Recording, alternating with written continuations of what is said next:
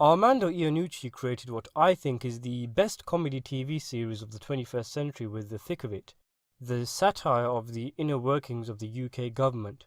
There was a very distinct style about the whole thing, implementing a kind of verite documentary feel without a laugh track or music and lots of improvisation from its cast. It almost felt like a real documentary, except that it was bloody hilarious and not without substance either, obviously, given it that it's satire.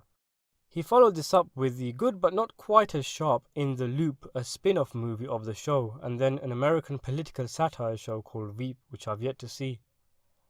It was quite bizarre at first to learn that Iannucci would be making a movie surrounding the final days of Joseph Stalin, the leader of the Soviet Union. But to be honest, it's literally like Iannucci picked up his cast, added a couple of military uniforms and bushy moustaches, dropped everyone in the Soviet Union era Russia, and carried on going. Armando in Russia isn't a half bad way of advertising what this film is. It's exactly in his usual style, which is great news for me as a big fan. The death of Stalin is pretty much focused on the death of Stalin and the reaction of his advisors and regime's chaotic response to his death. There's the likes of Lavrentiy Beria, who sees Stalin's death as an opportunity to gain more power for himself, and the likes of Khrushchev attempting to stop him.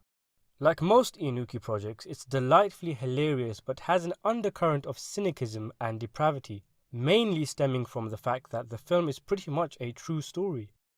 It starts off light and slapstick, but there are some truly horrifying images and some pretty difficult to watch scenes, made all the more uncomfortable and ghastly by the way triumphant music is played when an official nonchalantly sentences an entire family to execution without breaking a sweat, or a high-ranking council member giddily chooses a woman to rape later that afternoon like he's picking out a chocolate in the local corner shop. And if it's sickening, well, that's the point.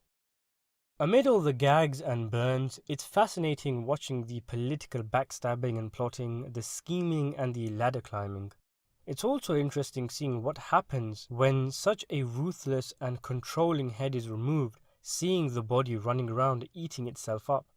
It's such a bleak and humorless environment, and it's a credit to the actors and writers how everything is so witty, despite not flinching in its showcasing of the monstrosities of events that were carried out during the time.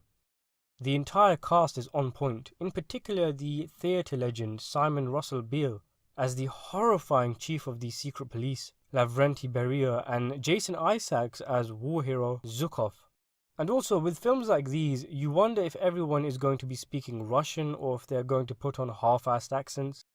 Iannucci doesn't even let this issue enter the equation, as all the actors are speaking English in pretty much their own accents. It's a great decision, as we as the audience don't get distracted and the actors themselves can just get on with acting. Visually, the movie looks great. There's a lot of attention to detail with the costumes and the time period. Every cast member adds an interesting dynamic. The dialogue is sharp, lightly humorous at times, and when it needs to be, powerful and relevant. The death of Stalin delivers, and it's a fine addition to Armando's filmography. I give it a solid 7 out of 10.